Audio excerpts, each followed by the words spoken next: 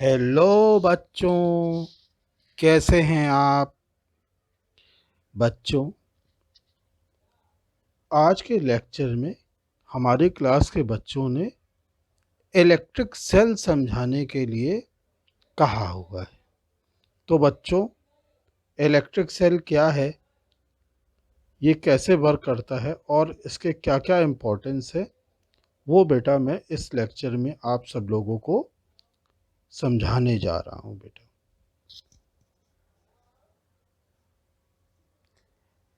बेटा, electric cell एक ऐसी डिवाइस है जो कि क्लोज्ड यानी कि कंप्लीट इलेक्ट्रिक सर्किट में करंट के फ्लो को बनाए रखता है। और इसके दो वेरी इंपॉर्टेंट पैरामीटर हैं जिसको समझना बहुत ज़रूरी है। उसमें बेटा पहला इम्पॉर्टेंट पैरामीटर है सेल का इलेक्ट्रोमोटिव फोर्स, और बेटा दूसरा इम्पॉर्टेंट पैरामीटर है सेल का इंटरनल रेजिस्टेंस। बेटा, इलेक्ट्रोमोटिव फोर्स जो है उसको इस तरीके से बेटा डिफाइंड किया गया है कि सेल यूनिट चार्ज को जो एनर्जी देता है उसको हम क्या कहते हैं बेटा? इलेक्ट्रोमोटिव फोर्स कहते हैं। अगर मान लें बेटा सेल जो सर्किट में एनर्जी दे रहा है वो W है, और सर्किट में जो चार्ज फ्लो हो रहा है वो Q है, तो बेटा सेल जो है यूनिट चार्ज को जो एनर्जी देगा बेटा वो क्या होगी? W/Q। बेटा एक चीज़ और बता दूं कि इलेक्ट्रोमोटिव फोर्स एक बड़ा वर्ड है। इसको शॉर्ट फॉर्म में EMF लिख देते हैं या सिंपली E से डिनोट कर देते हैं। तो सेल का इलेक्ट्रोमोटिव फोर्स जो है वो क्या है बेटा? यूनिट चार्ज को वो कितनी एनर्जी दे रहा है, उस एनर्जी को कहते हैं बेटा क्या? Electromotive force. यहाँ पे बेटा W जूल में है और चार्ज कूलम में है, तो जूल पर कूलम को जब हम डिवाइड करेंगे तो बेटा हमको क्या मिलेगा? वोल्ट। इसलिए बेटा इलेक्ट्रोमोटिव फोर्स को, जो सेल का इलेक्ट्रोमोटिव फोर्स होता है, उसको हम बेटा किस में मतलब डिस्क्राइब करते हैं बेटा? वोल्ट में करते हैं। कभी भी आप सेल वगैरह उठा के देख लीजिए, उस सेल में लिखा रहता है साफ साफ 1.4 या 1.5 या 2 वोल्ट। ये बेटा सेल का इलेक्ट्रोमोटिव फोर्स होता है, जो कि सेल वो एनर्जी जो है वो चार्जेस को, करंट को, फ्लो को मेंटेन करने के लिए सर्किट में देता है। दूसरा इंपॉर्टेंट पैरामीटर है बेटा सेल का इंटरनल रेजिस्टेंस। बेटा सेल की प्लेटों के बीच में जो मटेरियल भरा जाता है उसमें बेटा केमिकल रिएक्शन होती है, जिससे कि सर्किट में हमको एनर्जी मिलती है, जिससे कि करंट फ्लो होता है।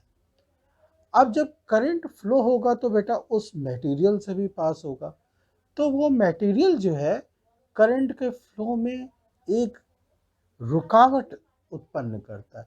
उसी रुकावट को क्या कहते हैं बेटा? आपका हम internal resistance of the cell कहते हैं। इस प्रकार से बेटा देखा जाए, सेल जितनी एनर्जी देता है उस दी हुई एनर्जी का एक पार्ट वो बेटा खुद भी यूज कर लेता है, और बाकी जो एनर्जी बचती है वो एक्सटर्नल सर्किट में जो डिवाइस लगी हो या जो रेजिस्टेंस लगा हो उसमें वो एनर्जी यूज होती है बेटा। इसलिए सेल के इंटरनल रेजिस्टेंस को बेटा हम स्मॉल आर से डिनोट करते हैं और इसका यूनिट जो है बेटा वो ओम होता है। अगर हम बेटा ये सर्किट लें, इस सर्किट में बेटा कुछ पैरामीटर हमने लिए हैं, जैसे कि कैपिटल ई जो है वो सेल का इलेक्ट्रोमोटिव फोर्स है, स्मॉल आर जो है वो सेल का इंटरनल रेजिस्टेंस है, और जो कैपिटल आर है बेटा वो सर्किट में लगा हुआ एक्सटर्नल रेजिस्टेंस है, और एस जो है बेटा वो स्विच है जो कि करंट को ऑन या ऑफ करने के लिए यूज करते हैं। अब आगे देखिए बेटा, अगर हम मान लें कि सर्किट में आई करंट फ्लो हो रहा है, तो इस करंट फ्लो होने की वजह से जो सेल का इंटरनल रेजिस्टेंस है उसके एंड के बीच में जो पोटेंशियल डिफरेंस बेटा डेवलप होगा वो क्या होगा बेटा, आई इंटू स्मॉल आर। इसी तरीके से बेटा जो एक्सटर्नल सर्किट में रेजिस्टेंस लगा हुआ है उसके एंड के बीच में जो पोटेंशियल डिफरेंस जनरेट होगा वो आई इंटू कैपिटल आर होगा। इस तरीके से बेटा हमारा सेल के इंटरनल रेजिस्टेंस का जो पोटेंशियल डिफरेंस है और एक्सटर्नल सर्किट में जो पोटेंशियल डिफरेंस है उसका सम जो होगा वो सेल के पोटेंशियल डिफरेंस या ईएमएफ जो देगा बेटा उसके बराबर होगा। अब इससे क्या कर सकते हैं बेटा, हम ये जो आई इंटू कैपिटल आर है उसके लिए ओम लॉ को यूज करते हुए बेटा हम आई आर की जगह कैपिटल वी रख देते हैं, और हम अगर आई की वैल्यू निकालें तो वो क्या आती है, e minus v divided by small r बेटा। तो हमारे पास जो सर्किट में अवेलेबल करंट होगी वो I is equal to E minus v divided by small r होगा। स्मॉल आर बेटा सर्किट का इंटरनल रेजिस्टेंस है। इसी फॉर्मूले से हमने कुछ और भी फॉर्मूले निकाले हैं, जैसे small I is equal to capital E divided by capital R plus small r, और ये है capital V is equal to E minus I R. अब बेटा ये इंपॉर्टेंट फॉर्मूले हो गए।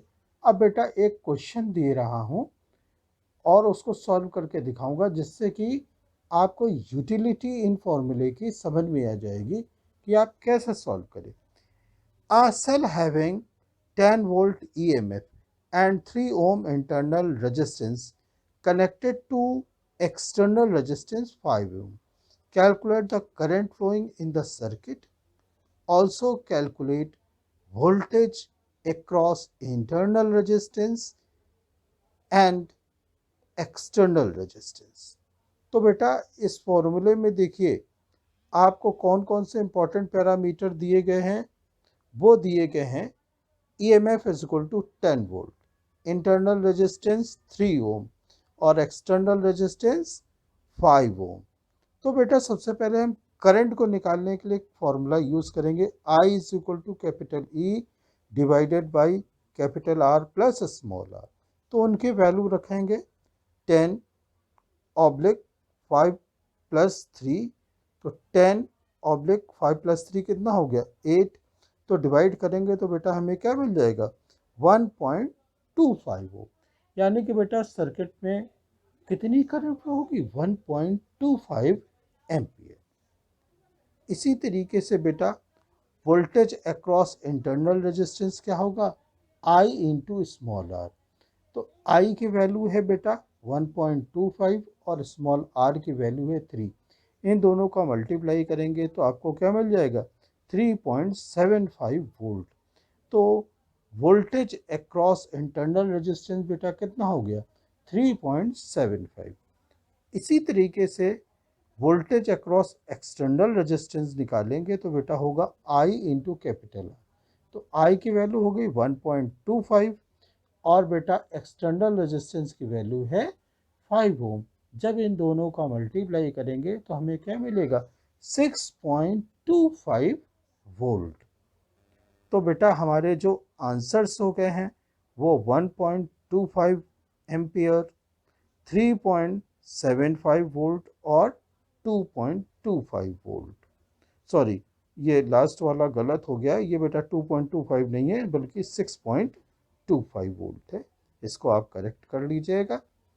तो बेटा आपका जो है ये आंसर्स होंगे, इसको आप लास्ट वाला करेक्ट कर लीजिएगा बस। ओके बेटा, मुझे लगता है कि आपको ये